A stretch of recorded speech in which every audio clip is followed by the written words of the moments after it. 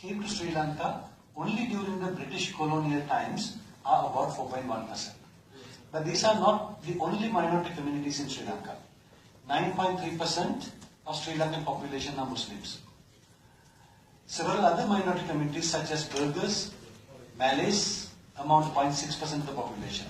The majority community is obviously Sinhalese at 4.9%. Since we gained independence in 1948, we have been repeatedly hearing this complaint that there is discrimination against Tamils. But interestingly, no other minority community that I mentioned earlier in Sri Lanka seems to be complaining about discrimination based on ethnicity. Why? That is because discrimination based on ethnicity in Sri Lanka is a pure myth, created and successfully promoted by the Tamil political leadership for so many decades. It is pure political propaganda with an ulterior motive. Let me explain what I mean here. Since the colonial rule, we have always had Tamils holding very high positions in our country, whether it is in politics, judiciary, academia, in the government service, or in the private sector. Every Sri Lankan government since independence has had high-profile Tamil ministers in their cabinets. A very good example would be our former Foreign Minister, Lakshman Kadiragama. When he was killed in 2005 by the Tamil separatists, LTTE, Mr. Kadiragama was a strong contender to be the next Prime Minister of Sri Lanka. Who knows, had he lived, he would have even been the President today. The Chief Justice of the country, who recently retired, is a Tamil, Mr. K.J. Sripavan. The current Governor of Central Bank is a Tamil, Dr. Indrajit Kumaraswamy. Even his predecessor was a Tamil, Mr. Arjun Mahendra. The last President of Sri Lanka's Bar Association was a Tamil, Mr. Jeffrey Alagaratnam. One of Sri Lanka's most popular sportsmen, Mr. Muttaiah Muralidharan, who holds the world record for the highest number of wickets in cricket, is a Tamil. Every Sri Lankan loves him, irrespective of ethnicity. Mr. Rudra Rajasingham, a Tamil, was a former Inspector General of Police. The current Navy Commander, Travis Sinnaiah, is a Tamil. The Election Commission of the country has only 3 members, and one of them is a Tamil, Professor Ratnajeevan Hooli. 2 members of the 10-member Constitutional Council are Tamils, Mr. Radhika Kumaraswamy and Mr. R. Sambandhan. The opposition leader in the parliament is a Tamil, Mr. R. Sambandhan. There are 33 MPs in the parliament of 225 members, much more than the percentage of Tamils in the population. The head of NGO Center for Policy Alternatives is a Tamil, Mr. Pakishopi Saravanamuthu. The present Chief Minister of the Northern Provincial Council, Mr. C. Vigneshwaran, was a former Supreme Court judge. The Director General of the Customs, who was just recently appointed, is a Tamil, Mrs. S. Charles. The immediate past President of the Colombo Stock Exchange was a Tamil, Mr. Krishan Balendra. Mr. Tyagaraja, a Tamil, was the CEO of Sri Lanka's largest development bank, NDB, until very recently. The largest media network, MTV, in the country is owned by Maharaja family, who are Tamils. The largest supermarket chain in the country, Cargill's, is owned by the Page family, who are Tamils. The largest brewery in Sri Lanka, Carson's, owned by the Selvanathan family, who are Tamils. I can go on and on. So where is this discrimination based on ethnicity in Sri Lanka? To understand the truth behind this false propaganda, we must understand the history behind it. The colonial rulers were very well known for their policy of divide and rule. In order to create division amongst the communities, they offered the minority administrative positions over the majority. This happened even in India, not only in Sri Lanka. Every country they ruled, they adopted the same principle. As a result, when independence was granted in 1948 in Sri Lanka, the minorities, Tamils in particular, were holding most of the administrative jobs. The high caste, Western educated, English-speaking Tamils, who were holding senior positions in the government under the British rule, did not want to lose their position of power when the country gained independence. That is how the 50-50 power share and demand was put forward by the Tamil leaders then, though they represented less than 10% of the population. Wouldn't that have been discrimination against the majority Sinhalese if 50-50 was granted, since independence was granted? Let us now see what are the actual position with regard to minority communities in Sri Lanka. In our national flag, while the Sinhalese are represented by the color maroon in the background, the saffron color stripes represent the Tamils, and the green color stripes represent the Muslims. I ask you, how many other countries in the world have given such recognition to the minority communities in those countries? All public documents in Sri Lanka carry both Sinhala and Tamil languages. Eric, please. The marriage certificate, currency and notes are in Sinhala and Tamil. All communities receive the same free education and the same free medical facilities without any discrimination whatsoever. There's no place anywhere in the country that allows only Sinhalese to enter. Tamils, Muslims and all other communities enjoy the same access to public utilities. Public transportation is common to all. There's no race-based discrimination in participating in sports or representing the country, even at national levels. So where is this so-called discrimination? Having said that, I must also point out that discrimination still exists in certain parts of the country. A classic example is Jaffna. In Jaffna, where there is a specific land law called Tesavalame. This law does not allow anybody other than a Tamil to buy land in Jaffna. But Tamils are free to buy land anywhere else in the country. In fact, if you look at the Colombo city, the Tamils and the Muslims are the majority. So, here is the discrimination, if you want to talk about discrimination. You should also know that the real discrimination of Tamils actually comes from their own community, not from anybody else. For example, the Jaffna Tamils think that they are superior to the rest of the Tamils in the country. The Trinco Tamils think that they are superior to Batticaloa Tamils. The Tamils in the north and the east think they are superior to the estate Tamils. This discrimination, interestingly, existed even within the LTTE. The Colonel Karuna, the former Eastern Commander who defected LTTE in 2004, in his several interviews have repeatedly mentioned how the Eastern cadres were looked down by the Northern cadres who felt superior to them. Can anyone deny, even today, the high caste Tamils discriminate the low caste? High caste Tamils discriminate the low caste Tamils in Sri Lanka. Do they sit and eat together? Are there intermarriages between the high caste Tamils and low caste Tamils? Isn't it true that those who mix up are shunned by the rest? There was a time even the places of worship did not allow the low caste Tamils to enter. There was a famous incident in 1957. I don't know how many of you recollect this. When Mr. C. Sundaralingam, a former cabinet minister, slept in front of the Nallur Kovil to prevent the low caste Tamils entering the Kovil. That was discrimination. Today, the Tamil politicians cry about an imaginary discrimination based on ethnicity. But it was a Sinhalese leader, former Prime Minister S.W.R.D. Bandaranaike, who passed a bill in Parliament in 1957 allowing equal rights to Tamils. The bill was needed because the high caste Tamils were denying their own low caste Tamil people the basic human rights. The Social Disabilities Act 21, which was passed in 1957, had to define some very interesting offences. Let me quote few. This is what the Act said. No person can be prevented admission to a school because of the caste. No person can be denied employment because of the caste. No person can be prevented from entering or being served in a restaurant because of the caste. No person can be prevented or denied from using water from a public water supply because of the caste. No person can be prevented or denied entering a public cemetery because of the caste. No person can be prevented or denied wearing any kind of clothes because of the caste. No person can be prevented from worshipping at any place of worship because of the caste. And the list goes on. And the list goes on. I just mentioned just a few. Isn't it shocking to even imagine that those people who have been propagating false propaganda about ethnic discrimination were actually denying the basic human rights of their own people? Is the situation different today? Sadly, the answer is no. I don't know how many of you who live in other countries, particularly the young people who have never stepped into the country, know this truth. Let me tell you the truth. The caste-based discrimination is very much alive in Jaffna even today.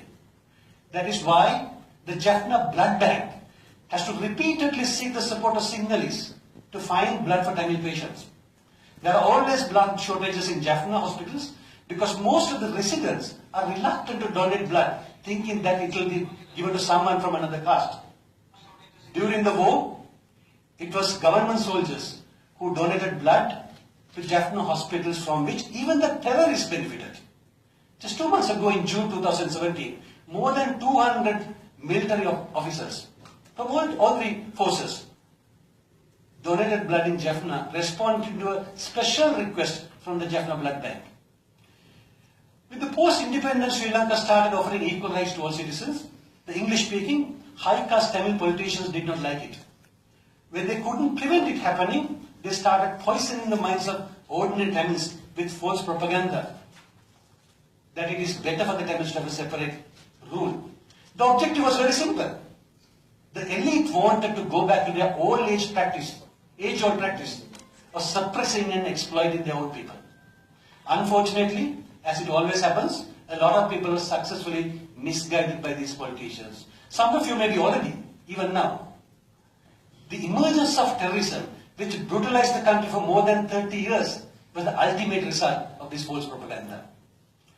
Let us therefore be very clear that Sri Lanka eventually faced a terrorist problem due to all this false propaganda and never an ethnic problem. Sri Lanka has now wiped out terrorism. The people of all ethnicities now want to live in peace and harmony. They are nothing against each other. Nothing against each other. We all look at each other as brothers. That is how historically it has always happened. We have never seen anything wrong, Sinhalese, Tamils, Muslims or any other community living together. We accept Sinhalese, Tamils, Muslims and all other communities with equal rights. The Sinhalese have already extended their hands of brotherhood to the people of North and East. Since the end of the war, bulk of the government development expenditure was routed to North and East. Anybody can check the figures. They are all available publicly. The economic development opportunities are now available for anybody, all Sri Lankans. Whether you are living in Sri Lanka or whether you are living abroad, if you are a Sri Lankan, you can come back to your own country, which is now peaceful and any benefit, the opportunities there. Yet the sinister forces have not given up. They continue to spread hatred. They continue to preach separatism. They continue to mislead the international community with false information.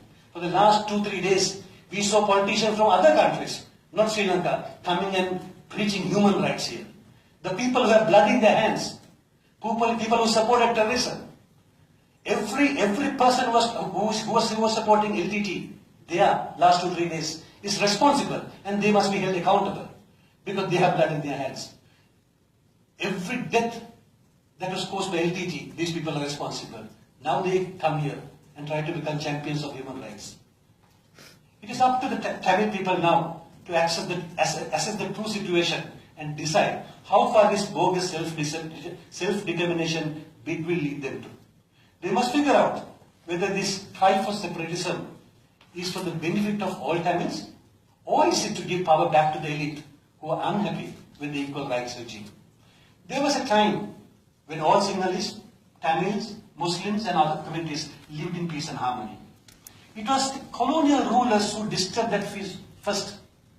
It was continued due to the behavior or actions of some of the Tamil elites who have ulterior motives. We must come together once again to rewrite the history. The older generation needs to separate the realities from the lies. The younger generation should not be taught to carry the aspirations of the old and must be encouraged to live in peace and harmony in this country. Let us therefore say no to ethnicity-based solutions. Let us say no to the external forces who only want to divide us.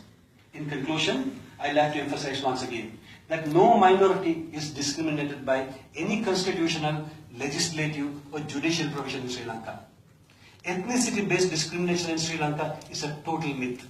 Whether Sinhalese, Tamils or Muslims, we are all citizens of equal rights in a unitary state. Thank you.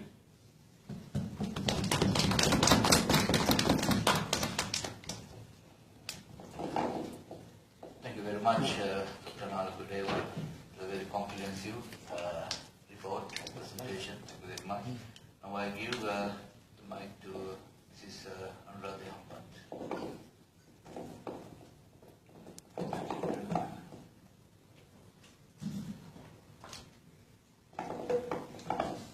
Most Venerable Nalagatheru, friends, brothers and sisters. I want to start my speech with reference to an incident that took place in Jaffna on the 16th of December 2016, where a bus van collision led to the deaths of 11 Sinhalese travelling to Chava Kacheri in the north of Sri Lanka. The Tamils who arrived at the scene did everything to help the wounded Sinhalese. The touching scenes were relayed by media. It takes a brave few like those who helped the victims and those who held candlelit vigils for the deceased to awaken the rest of the community to the true status quo. Only 7 years had passed since defeating one of the most brutal terrorist organizations in the world. The LTTE were responsible for the invention of the suicide bomb and were widely regarded as one of the most inhumane practitioners of warfare. The military action was against terrorists, not the Tamil people. The defeat was not of the Tamil people. Victory is not for the army. It is a victory of people to live together. Peace was delivered to all the people, be they in north, east, west or south of Sri Lanka. It takes time and effort to heal all the war wounds. But the brothers and sisters of the Chava Kacheri Tamils showed us that the reconciliation process that had been in progress since the war ended in 2009 was working. I would like to share another story. I'm actually repeating what Dr. Nalaka said. When a daily newspaper quoted on the 13th June 2017 that Jaffna Teaching Hospital director had said the caste differences among the people living in the north was discouraging them from donating blood, thus resulting in a shortage of blood for transfusions at the hospital. It was the Sri Lankan army who came forward with 200 soldiers to donate blood. These are the very soldiers that the TNA, the Chief Minister of the North, and the opposition leader together with the LTTE fronts have been humiliating, even claiming that they were responsible for genocide, calling for war crimes tribunals, demanding that these soldiers are soldiers to be removed from the North. In a land of racial discrimination, would you find people of different races coming together spontaneously at a time of need? What is this so-called discrimination that the Tamil expatriates and a few Tamil political leaders from Sri Lanka and Tamil Nadu, India are talking about? When constitutionally and economically Tamils in Sri Lanka enjoy a higher share than their demographic percentage. To give a few examples, there are currently 33 Tamil MPs in Parliament. The opposition leader is the leader of TNA, which was the political wing of the LTTE, and the current governor of the Central Bank is also a Tamil national. There are many Tamil academics and scholars who hold prestigious posts in many universities and other institutions. Tamil diplomats, journalists, judges, and public servants are numerous. The whole list was read by Dr. Godaheva. Many are being respected as citizens of Sri Lanka without prejudice. Many of the largest businesses in Sri Lanka, which are mostly based in the capital, are owned by Tamil people. For example, the 2 most successful supermarket chains are owned by Tamils and frequented by Sinhalese majority. The Sri Lankan Tamils have the luxury of enjoying all their religious and cultural holidays like Pongal, Mahashivaratri and Deepavali, unlike their expat counterparts. Sri Lanka is one country that has given equal language status to a minority language. Tamils of Sri Lanka make up only 11.2% of the population. Sri Lanka has a separate color, I'm repeating, to depict Tamils and Muslims in the country's national flag. Has India shown such a gesture when 9/10 of the Tamils of the world live in India? Healthcare and education are basic human rights and is equally and freely accessible to all citizens of Sri Lanka, regardless of their ethnicity. While Tamils can live, buy property, indulge in business and educate their children throughout Sri Lanka, who can claim being discriminated? These false allegations and fabrications of discrimination do exist as a desperate measure to seek help from international bodies to federate the beautiful island of Sri Lanka by separatist Tamils. These very same separatists have openly supported the LTTE in their goal to create a mono-ethnic Tamil enclave. Tamil separatism started in 1931 during the time when the British colonized Sri Lanka. The colonists who mastered on divide and rule encouraged separatists to work against the Sinhalese representation in the Constitutional Council. A few years later, in 1939, during British rule, when G.G. Ponnambalam demanded 50-50, his demand was for 50% of parliament seats for non-Sinhalese, and the balance 50% could be for Sinhalese and the non-Sinhalese. That was the discrimination that our forefathers had fought and defeated for the sovereignty of our motherland. It was in 1949, immediately after the independence of Sri Lanka, that Selvanayagam formed the first racist party in Sri Lanka, called Ilankei Tamil Arasukatchi. The direct translation being Sri Lankan Tamil State Party, demanding a federal state for Tamils. Later, Vaddu Kodai resolution was formed in 1976, seeking a separate homeland for Tamils by TULF. The difference between Prabhakaran and the separatists before him was that he used the most gruesome methods of terrorism against the Sinhalese, using his own people, which included women and children as weapons of human shields to fulfill the same dream of Elam to divide and rule. LTT's discrimination against their own people had started by killing Tamil policemen, politicians, and numerous other Tamil civilians who ever had the guts to oppose terrorism. Riots of 1983 in Colombo, following the killing of 13 soldiers, happened. That was by thugs who looted and destroyed. This black mark caused upon one of the most generous nations. Generous, I would say, because even on the day of Black July, every one of us brought home our Tamil friends to protect them from this unbearable hooliganism. LTT used this day's horror to strengthen their war tactics, getting sympathy and support from the international community. Expatriate Tamils of Sri Lanka still use 1983, that particular day, to claim impunity without considering the repercussions they are bringing to their own motherland and to their relatives that are back at home. That is the discrimination that the Tamil diaspora is creating for their own people to seek asylum for greener pastures. If I am to name the numerous terrorist attacks of LTT on Buddhist monks, civilians at worship, innocent villagers, farmers, unarmed police, the forces, thousands of civilians, I would be sitting here the whole day. I was asked to prepare a presentation on LTT attacks. I don't know whether it is going to, is it? No, it's not going to be. So anyway, I don't like to go back to that.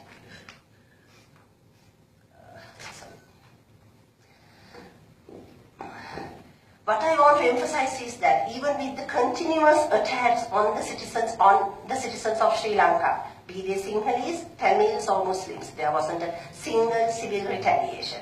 The Tamil expatriates and the international community have advantageously overlooked this.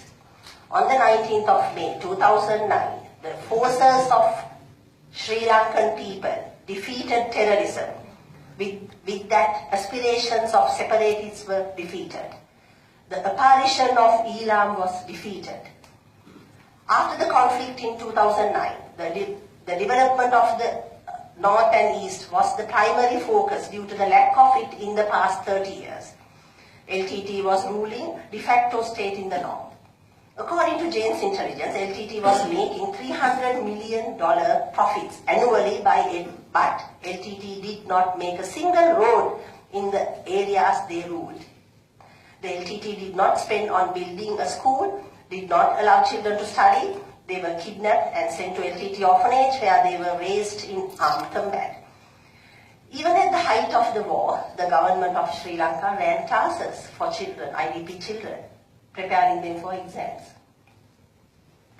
The LTT discriminated against their people, but this has been advantageously forgotten and ignored. It is only after an era of peace has been established that the UN Human Rights Council demands a constitutional change in the name of accountability and reconciliation. Accountability and reconciliation are ideologies backed by world's superpowers that are looking to divide the sovereign states in advancing their countries' need to be a hegemonic power. The demands of the UN Human Rights Council resolutions are infringing and violating the UN Charter and exceeding the UNHRC mandate. The demands of the UN Human Rights Resolution are fundamental. That they cannot take place without constitutional reform. Fundamental change cannot be proposed without radical ideas and thoughts. These thoughts are the false allegations of discrimination and racism against minority groups in Sri Lanka. Seeds of radical thoughts have been planted and fermented by those that seek to colonize the world in the modern era. A select few individuals can be brainwashed to ensure the destabilization of the countries into mono-ethnic enclaves with a promise of an independent state, which will finally lead to a never-ending conflict between those divided. May I remind this forum that the newly created independent states of Kosovo and South Sudan are failures of the UN system. Checkers of visual list. The UN demanding Sri Lanka to draft a new constitution, ordering us to make fundamental changes to an independent country in the name of human rights is nothing but discrimination against a sovereign state and interferes into its internal affairs. Thank you.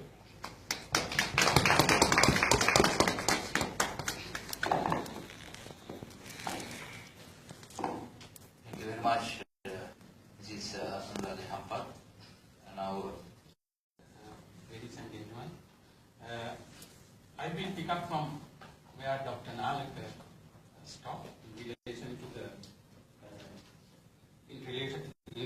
to the exploitation of so-called low-caste people in Vietnam, and it is purely political propaganda with an ulterior motive.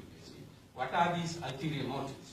It is simple and clear: to maintain the status quo that was granted initially by the Dutch and later reinforced by the British.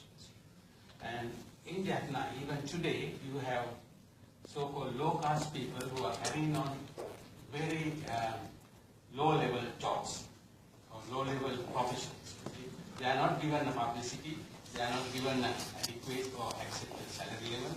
They are just like servants working for these big companies. This is the human rights situation that even today exists in certain parts of the country. They are working as slaves, and they are apart from temples and publicly. I give you a very good example. There was an incident when I was a student in 1960s, and in a temple there was a leading temple man who was stopping the people going to the temple. He was lying down right at the entrance of the temple, and people from the south, we made a big protest against it, and we had to draw the attention of the government at that time, and the government, Mrs. Bandaranaike's government, has to send troops to allow these people to go into the temple. And that is the kind of treatment these people were giving to majority of the Tamils, that was more than 60%, who are classed as low caste Tamils in Canada. Now, I can give you another example. In 1970, I was election officer in Jaffna, and in the Mahajana College, where S.J.V. Chellanayake, so-called father of the Tamils, was contesting with V. Ponnamala, Communist Party. And when I was returning officer there was certain group of people, not well dressed, came to vote in the voting. And we went to see them, but they were so frightened to come in, but we went to see them to find out.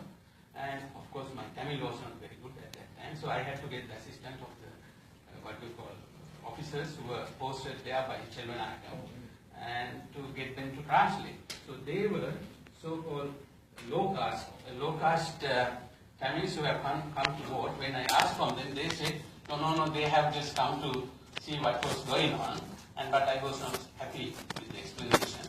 Then when we Ponnambalam's people came, I just reported to them. And when these high caste returning officers were talking to them, they just ran away. See. That is the kind of social depression that was created at that time, as late as 70s in Jaffna. Now, this is where the discrimination really takes place, not by the Sinhalese against the Tamils, but they are the Tamils by the Tamils. You see. Now, how we are going to correct it? The moment we are trying to do that, we are classed as the people who are trying to dominate the Jaffna society, which is an utter lie, you see. Then there's a thing called Thesavalami, that is the law my colleague mentioned. Thesavalami has institutionalized the caste system. You see. According to Thesavalami, it is only the high caste people who can own the land, not these depressed or low caste people. You see. They are just coolies who are working in these states. So they are openly, it's an open discrimination that you can find in any Tamil Sinhala legal publications. Nothing has happened. It is the same even today. The present chief minister still want to reinforce that. Now, recently, Mr. Vigneswaran, the chief minister in the north, has made a statement saying that the Sinhalese cannot have Buddha statues or temples in Jaffna. At the same time, he has mentioned that most of the Tamils in the low caste Tamils, they are drugs addicted, and they need to be rehabilitated. This is the kind of statements that we get from the leaders, so-called leaders in Jaffna. Now, agricultural policy. Look at the agricultural policy. When Mrs. Bandaranaike was the Prime Minister, I think in the early 70s, and she banned import of onions and chilies, dried chilies. And she gave the full authority to the Jaffna Peninsula to cultivate these.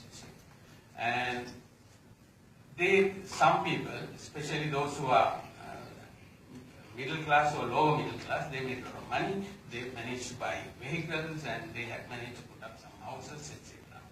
And they even had, in fact, those days, if anyone knows, you all have gone to Jaffna, those days what they had in their home was Nehru's and Gandhi's picture. You see.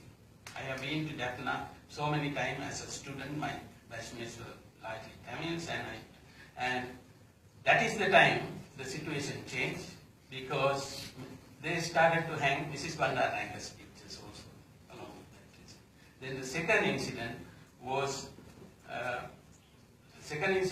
when this church issue happened, and Mrs. Bandaranaike is the one who sent armed forces to allow the low caste Tamils to go into the temple. So in other words, the situation in Jaffna, so-called what you call capital of Tamils, is a den of exploitation by the Tamils, their own people. Now it is only the Sinhalese Sri Lankan governments that interfere to avoid and stop this kind of discrimination. Now, and when the free education was to be introduced, there were a couple of people who opposed it. One is G.G. Ponnambalam, and other one is, I think it was V. Naganathan. So they were not very much in favor of providing free education to everybody, especially in Japan. Now, look at this. Is this a situation where the Sinhalese are exploiting the Tamil? Or is it a situation where the Tamils are exploiting the And Nallur temple is a very good example. Nallur temple was constructed by Sinhalese priests for the benefit of all the Tamils in the north. And even Nallur temple was barred from some of the low-caste Tamils at one point. Now, let me go to the university where I was studying at Peradeniya and campus. There were instances, especially when we were students. For us to go to the university, we had to do a thing called practical tests. Now, practical tests are done by the university campuses, laboratories, and very often, more than normal, it is the Tamils who get the advanced information of what is given for practicals. This is given by the laboratory assistants, etc. in labs. And again, when you are in the university, when you are in open competition, because there was a myth created that Tamils are superior to the Sinhalese that time. But when you are faced with the competitive exam, it's hardly you find a Tamil student who overscore the Sinhalese. Now these kind of myths are the ones created. They remain in the social psycho of the people. And then they get the impression that it was the Sinhalese who have been discriminating Tamil, which is utter lie in my view. And I had so many opportunities to work in Jaffna and go to Jaffna because most of my batchmates are from Jaffna. And once I will stop by saying this. Once I went to a temple, I think Nallur temple. I went there along with some of my batchmates. When I went to the entrance, 3 of my batchmates, they did not enter. We asked why, because they are not supposed to go. That is the caste system you have in Jaffna. Is it the human rights? Is it the way to promote our own people? And is it the truth that our Tamil politicians are propagating outside their country? And this is what our Sri Lankan governments have been fighting for which the governments have to pay a price by branding as a government that is exploiting the Tamils. Actually, it is the other way around. Tamils are being exploited by the Tamils. And if you are familiar with the situation, Tamils from Batticaloa area will not be welcome in Jaffna. And Tamils in plantation sector,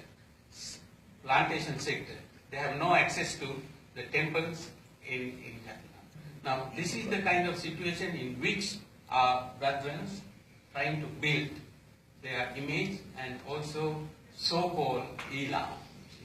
And please address your own consciousness and see whether this is the right thing and whether this is how it should be done. And most of the leaders who are sort of in the forefront are not even Hindus, and Hinduism is the main religion there. And they are the people who have probably not even seen Jaffna, not even lived there, and they are the ones who are propagating this kind of hypocrisy, which is damaging not only them but as a whole the Sri Lankan community. Thank you. Thank you very much, Mr. Jindasa. The speeches are over. We have about half an hour for questions and statement. And before that, please give me about 5 minutes for me to conclude this discussion, and then it will be open for any questions or statement. Now, we know more than 50% of the Jaffna population is living among the Sinhalese in the south, more than 50%. So the main platform for you to ask for separate state or self-determination is to meet the aspirations of the Tamils. So what we ask is, the Sinhalese are asking, if you give self-determination to the north to satisfy the aspirations of the Tamil, What about the aspirations of Tamils who are living in the south? Does that mean that you are not concerned about them? Or does that mean that their aspirations have been already met? And you know, they mention about Mr. Vignesha, the chief minister in the north. He categorically says that the Sinhalese have no right to live in the north. But you know, he studied at Royal College in Colombo among the Sinhalese. He went to the law college and studied law among the Sinhalese. And he became a lawyer, then he became a magistrate, then he became a High Court judge in Colombo and served among the Sinhalese. He became a Supreme Court judge and he lived for 65 years in Colombo among the Sinhalese and had the audacity to go to Jaffna and say the Sinhalese have no right to live in Jaffna. So who is discriminating whom? So that is our question. And he pronounces and he advises the Tamil youth not to marry Sinhalese boys or women. But both his sons are married to Sinhalese women. So with leaders like that, how can we expect any justice from people like that? About 99% of people are living in Jaffna. They don't allow the Sinhalese or the Muslim to come and live there, you see. And the Tamils in Colombo dominate the trade. Colombo dominate the trade, the business ventures. You see, what happened if the most of the customers are Sinhalese? So what happened if they boycott? If they boycott all these business ventures, they have to pack their bags and go home, or go abroad, or to go to Jaffna. So that is to the extent to which the Sinhalese and the Tamils are living together. This young person, this young boy is like my own son, right? I have seen him speaking in this forum, in this council, different times. He talks about genocide, he talks about the grabbing of land from the Tamil people.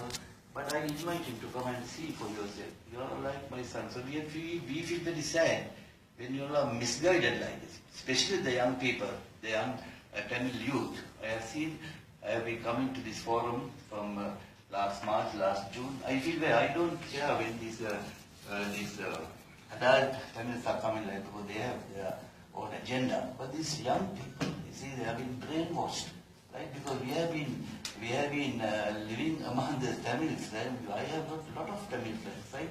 And when Mr. Manwan, you see, last March, when I gave this presentation, when I went to their presentation and when they asked this question, Mr. Manwan said, I am a war criminal. He said, I have been in the Navy, I have been serving in the Navy for 35 years. And in the Civil Defence Force for 4 years, for 39 years, from the beginning to the end of the war. I had served in active service. You see, he called me a war criminal. I said, well, how many times have you come to Sri Lanka to say that I am a war criminal? I said, I have given blood to the Tamil people. They are like my brothers and sisters. Have you given blood? No. I said, we have demined 490,000 mines for the innocent Tamils to live in Jaffna. Have you given even a cup of plenty for these heroic soldiers who are doing that for their Tamil brethren? I think we have resettled 295,000 IDPs for the innocent Tamils to go and settle with all the facilities. I said, have you even given a cup of yogurt for a small Tamil child? That you are living in luxury in Sweden or in Switzerland or London. Have you ever come to that when the Tamil people was really suffering? I think we have built 8,000 houses using our own pay packet. Right? Have you even donated the roof tile for these people? No. So you have no right to speak about the discrimination of the Tamil. We have no right. And to conclude that, you see, especially for these young boys' attention, for information, I must say, I said that I was in the Navy. I will give you two classic examples. 29,000 of our soldiers died in this war. 14,000 were critically wounded. And at least 25% of them could have been easily saved if we did not pay attention to the innocent Tamil lives. I'll give you two examples which I gave last Monday also in the Nandividal Lagoon on the verge of finishing the war. Right? The war finished in 2009, May 19. Somewhere around May 12, 13, Prabhakaran went into the Nandividal Lagoon surrounded by about 300 innocent Tamil people, including pregnant women, and then he dug trenches right around by using dozers and planted thousands of anti-personnel mines. And whenever our soldiers were going over, he used to explode those mines by using remote control facilities. We could have easily fired artillery guns, artillery shells, and then destroyed Prabhakaran alone with the 300 or 315 Tamils. For your information, child, I must tell you, 300 of our soldiers walked over that, knowing that they will lose their limbs and knowing that they will get killed to save their Tamil brothers and sisters, mothers and fathers. And out of that 300, 200 are now still in the hospital. Some of them have lost both legs, some of them have lost one leg. About 25 to 40 perished at the scene. The next 300, they were next 300 only, went over, and then Prabhakaran, they identified Prabhakaran and killed and then finished the war. See, the other example is, I was in the Navy for about 25 years. I worked out at sea. I fought with many LTT boats. Whenever we destroy a LTT boat, right, about 4 or 5 LTT cadres die on board, and the others, they jump into the sea and they swim. We could have easily killed them, but we are professional soldiers. We don't do that.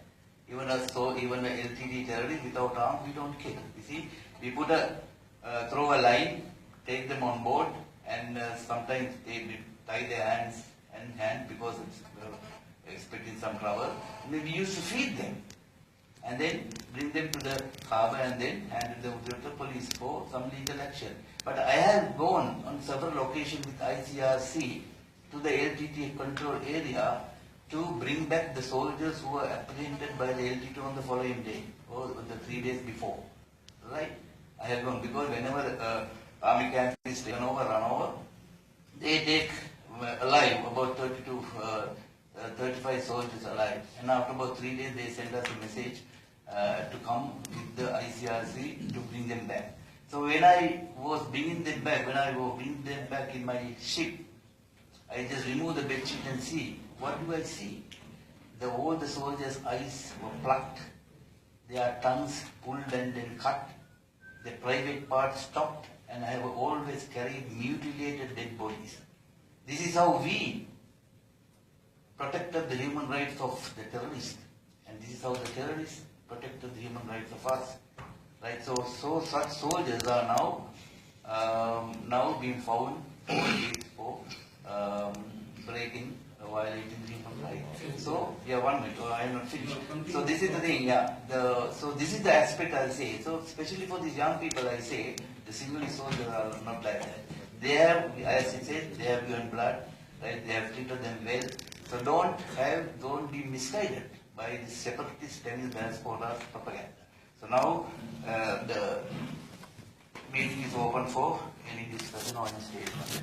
Please make it short so that we can something. You wanted to ask something? Yes, I'll comment and ask. You talked about the demining system, and you told that the Sri Lankan army demined the Tamil region. I'm sorry to say it's an ONG called Hello Trust who is demining the Tamil areas, and the women who are demining are Tamil women. We have video footages from the Hello Trust organization. The deminers are Tamil women who take all the risk to demine your mines. If you want to say that I did demine your mines and all mines. So when you talk, please tell us the truth. Come on now. Secondly, come on. Yeah. Secondly, let me finish. Yeah. Okay. Let me finish. We are not against the Sri Lankan army. The armed forces, they joined the armed forces because they have work to do. So we are not blaming them.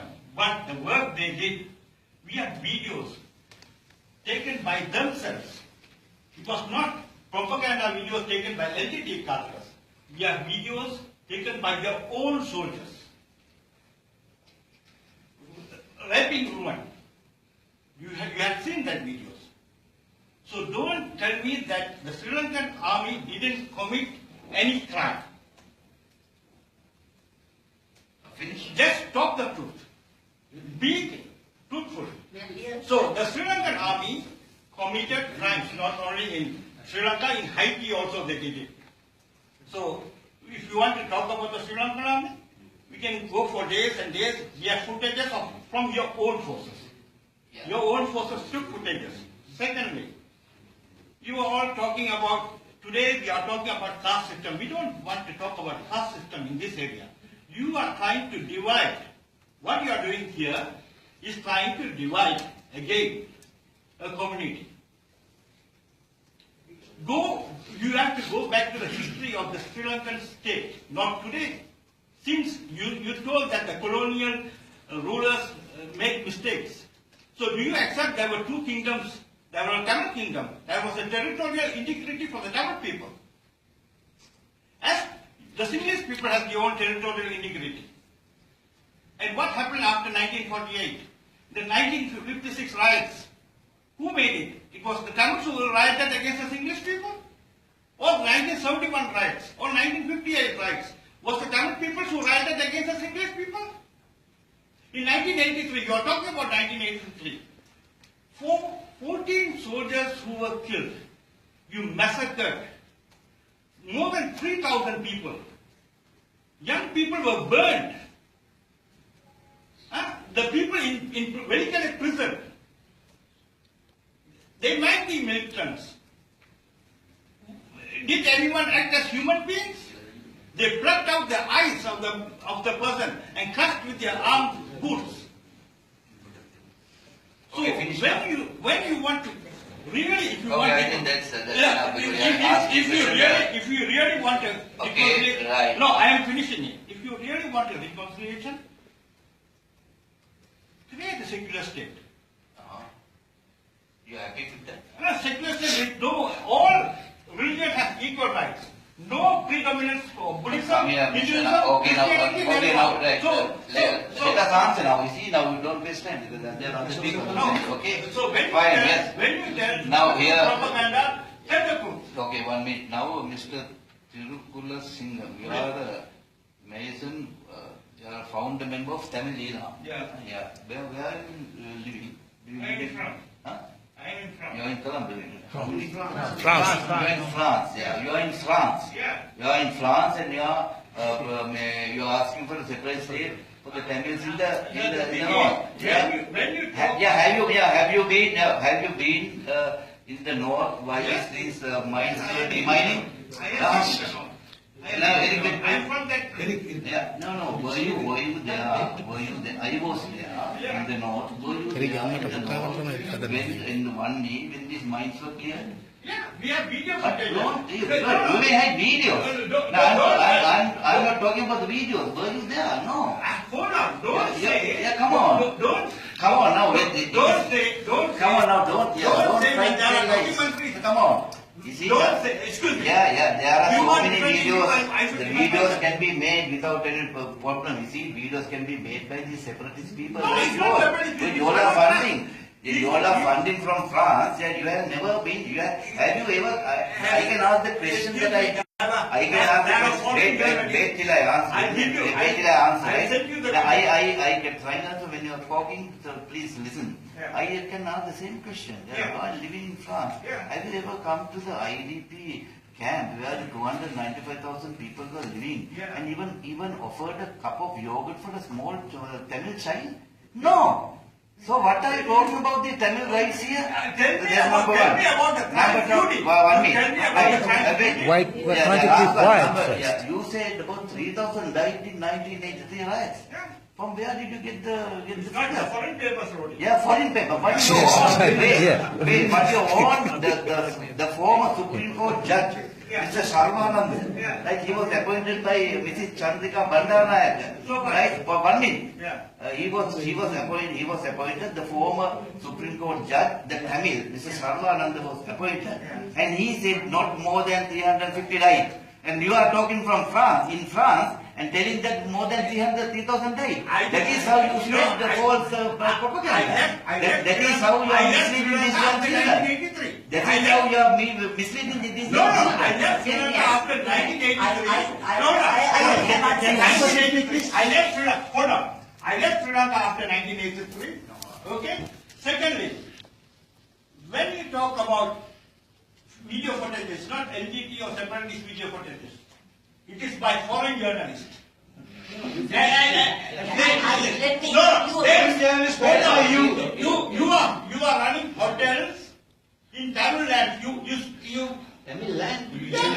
What's Tamil land? There's no Tamil land in Sri Lanka. There's no Tamil Land. France, if possible. No, There is no. no Tamil land in Sri Lanka. The army Tamil land in doesn't Sri Lanka. the army doesn't run hotels in the northern province. The Tamil land? No? That's Sri Lanka land. Let me just mention. If you want, Just one if you want- sentence. no, Just if you one want sentence. reconciliation, Come on. I if you want deliberately reconciliation, don't mentioned. talk like that. Okay? Okay. You don't want reconciliation, you want separatism. You want a predominant Buddhist state. You don't want an equal citizen state for every people. Yeah.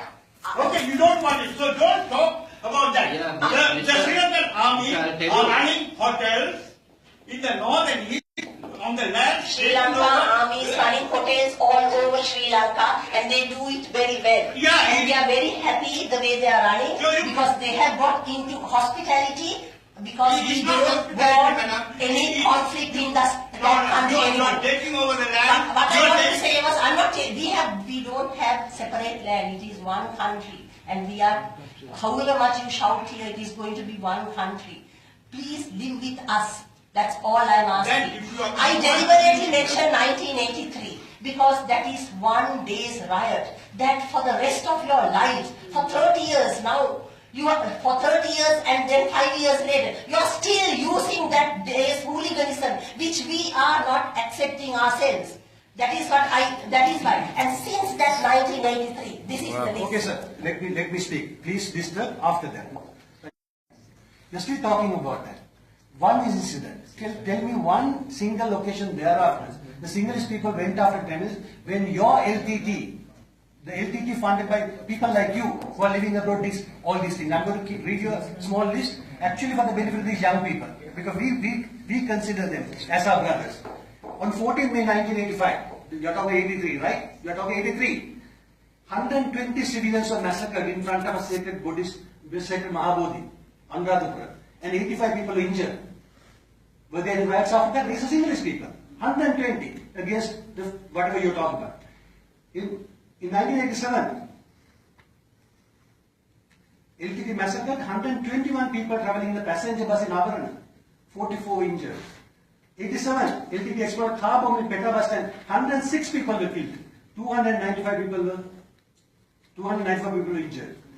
Then, 6th October 87, LTT set fire to Batticaloa mail train, killing 40 people and 24 people were wounded. On 9 November 1987, vehicle bomb at Maradana killed 23, injured 106. On 13th April 1989, a car bomb killed 51 civilians, injured 43. On August 1990, LTT killed 147 civilians in a mosque, these are Muslims, and 70 were wounded. On 6th August 1990, 34 farmers were killed in broad daylight by LTT. On 10th April 1992, Parcel bomb killed 28 people in Ampara. On 24th October 1994, a suicide bomber killed 54 people in Totalanta. Yeah. And were there any lights? Were there any lights? Listen. And on 31st January 1996, a bomb attack on Central Bank.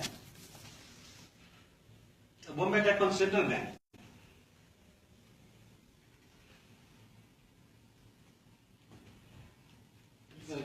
No, it's Goes on and on. So this goes on and on and on. I mean, I just read out just 4 years. I just read out 4 years. Every single year. Listen. Every single year since 1983 until 2009, you are killing our people. You are killing Sinhalese. You are killing civilians. And Sinhalese people never did anything to Tamils. Yeah. We never did, and we will never do. We are not like you. We are not like you, sir. You are living in France, promoting separatism. You are the people who are blood in your hand. That's why I said you are the very people who should be held accountable. You are coming and preaching human rights. Human rights must be must be taken into account. People like you. You are the people who are funding all these things. All these debts, you are responsible. You are personally responsible.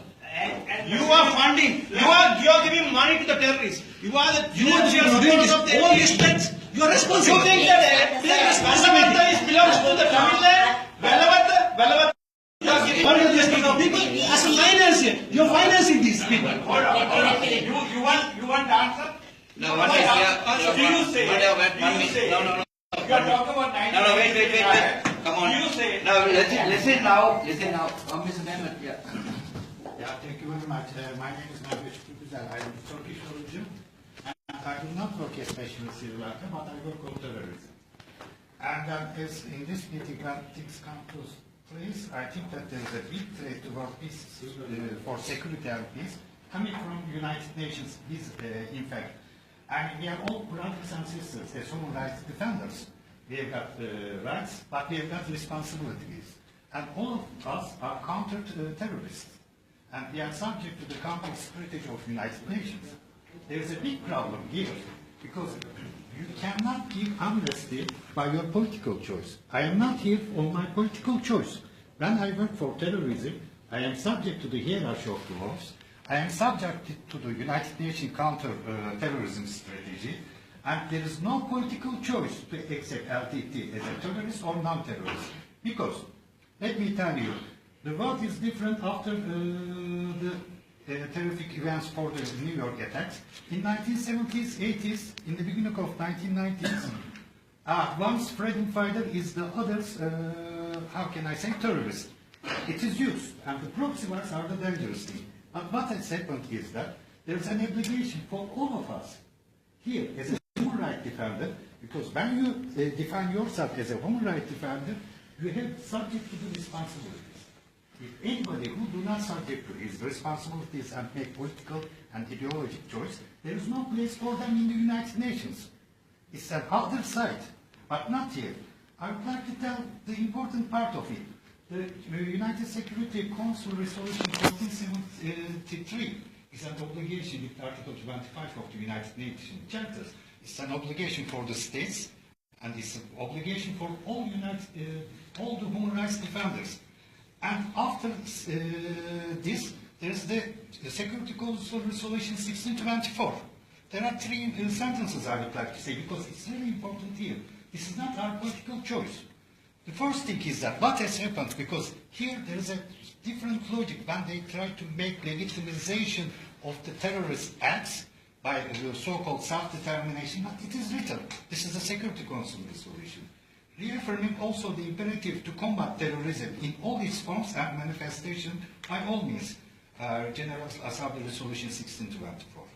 And the second paragraph, another paragraph, condemning in the strongest terms of all acts of terrorism irrespective of their motivation. Please, irrespective of their motivation. The situation in the world in 1970s, 80s and 90s were different. Now this is our obligation. And if you are to be a human rights defender, you have to condemn all terrorist acts. And also, this is the important part, because I will come to the Office of High Commissioner's report 2015. And this resolution condemning also in the stronger terms of the incitement of terrorist acts and repudiating attempts at the justification or glorification. Because I do believe that United Nations Human Rights Council must open a committee of inquiry against, as I will say that, the mandate given to the Office of the Human Rights Commissioner for Human Rights for Sri Lanka, the situation in Sri Lanka is defined combat terrorism. But in the report of the High Commissioner for Human Rights, it is defined internal armed conflict. I'll enter the detail. This is a criminal act, and it must be under the subject of criminal investigation, and this criminal act is given by the staff of the United Nations High Commissioner for Human Rights. And let me go to the web page of United Nations High Commissioner for Human Rights Sri Lanka web page. It's defined LTTE as a non-state armed group.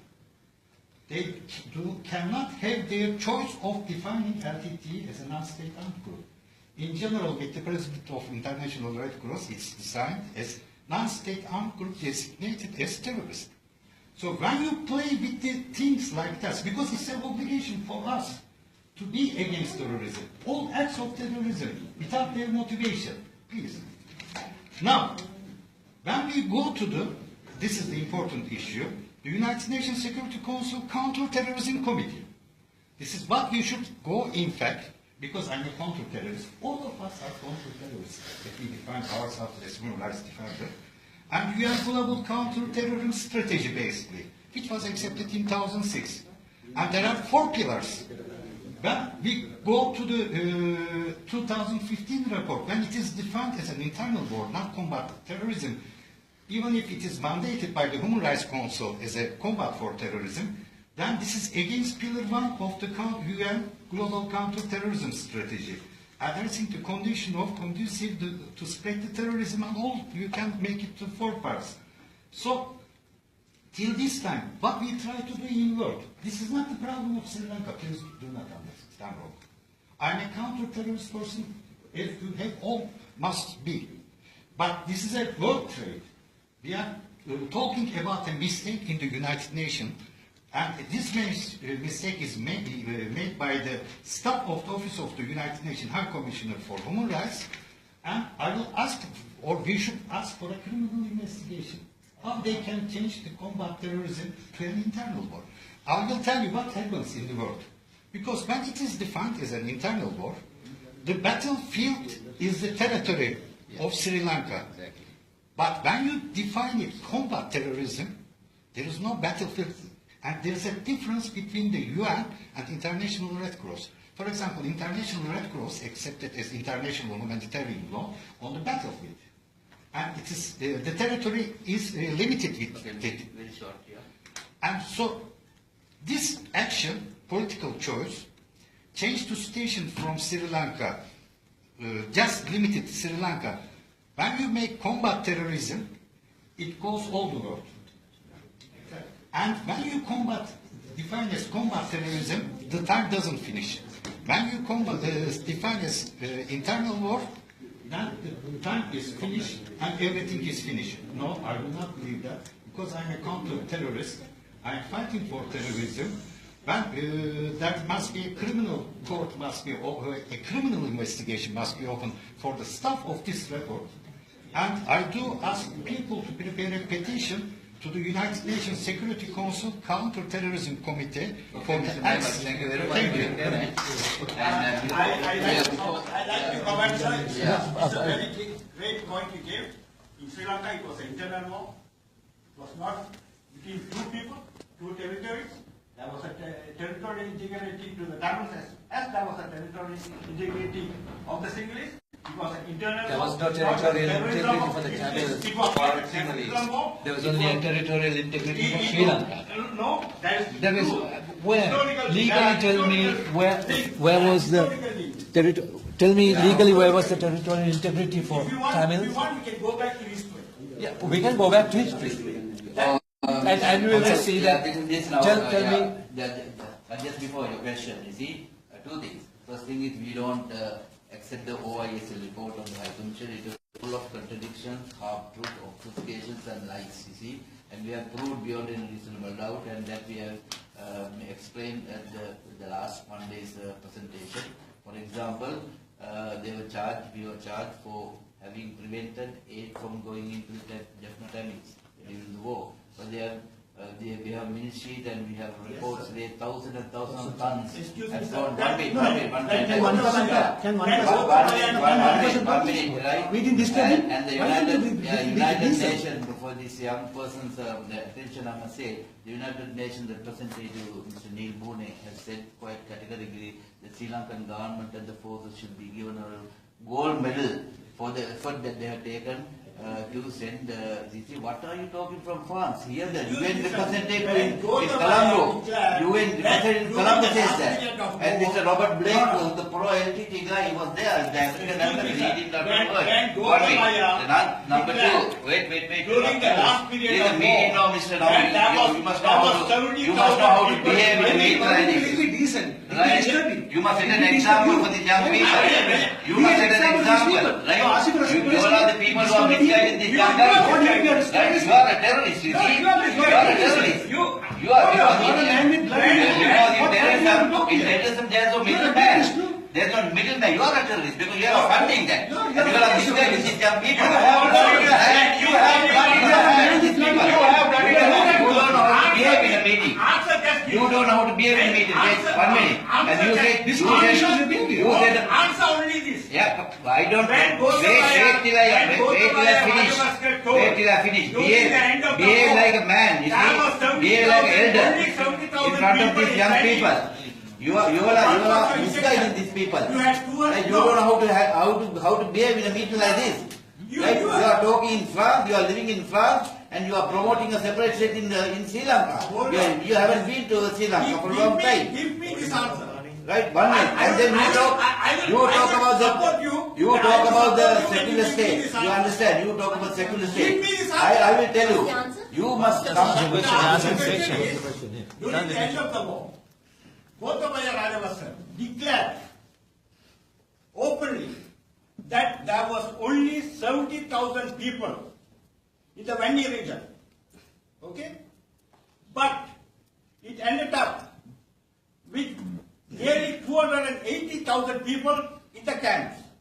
So what is the big deal? What is the deal is, what was the intention of the Sri Lankan army? Yeah. The intention of the Sri Lankan army, they knew very well that there were nearly 400,000 people. No. So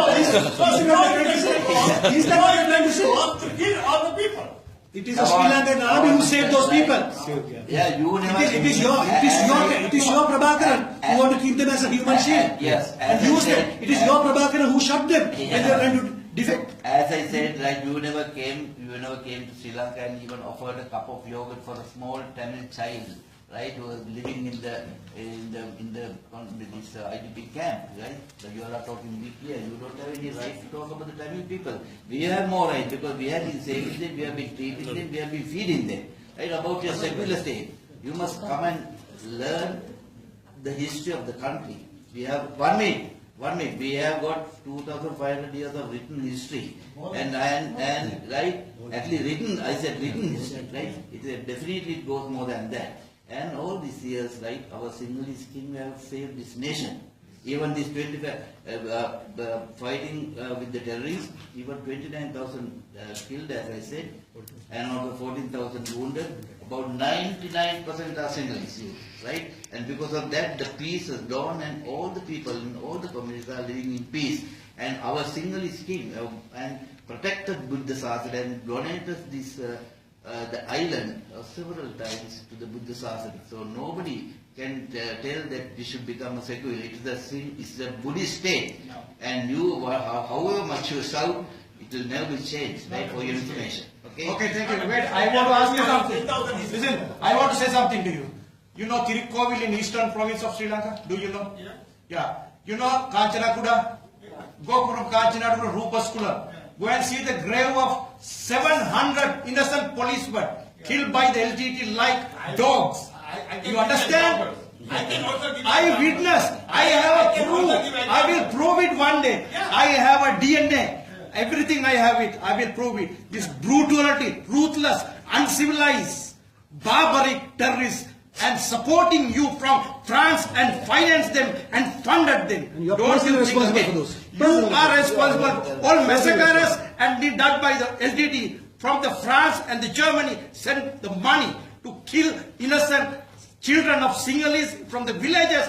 I have seen Atimale, Kotiagala, Kulugunaya, Mangalagama. I have witnessed everything what you have done with the cold-blooded LTT.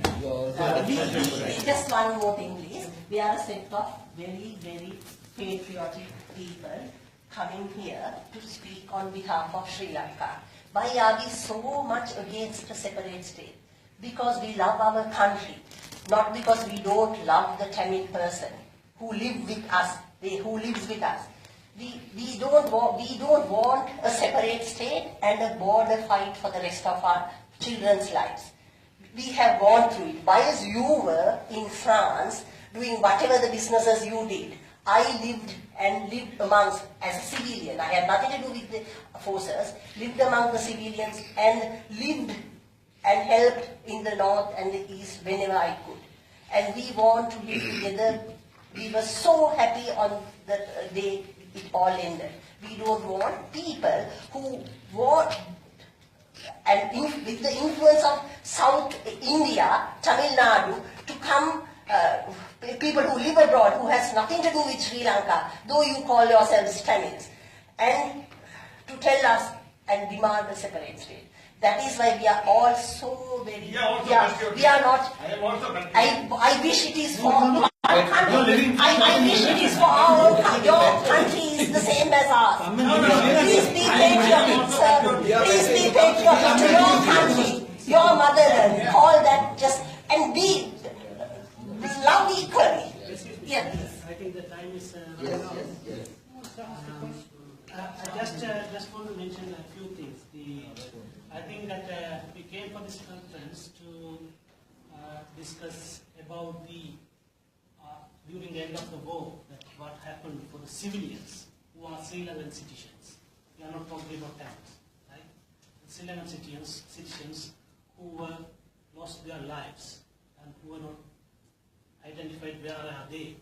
So that's the main intention. This is about the separation that what we are started talking, that it will be go with the beyond the level. So in that manner, talking about the LTT and the government, I don't think it is the place that we can put them, both of them together and talk. We are talking about the respectful government who is rule Sri Lankan nation, and the citizens who are in Sri Lanka, the Tamils, the Sinhalese accountability the government has, the people who lost their life and people who surrendered to the government and lost. So the LLRC after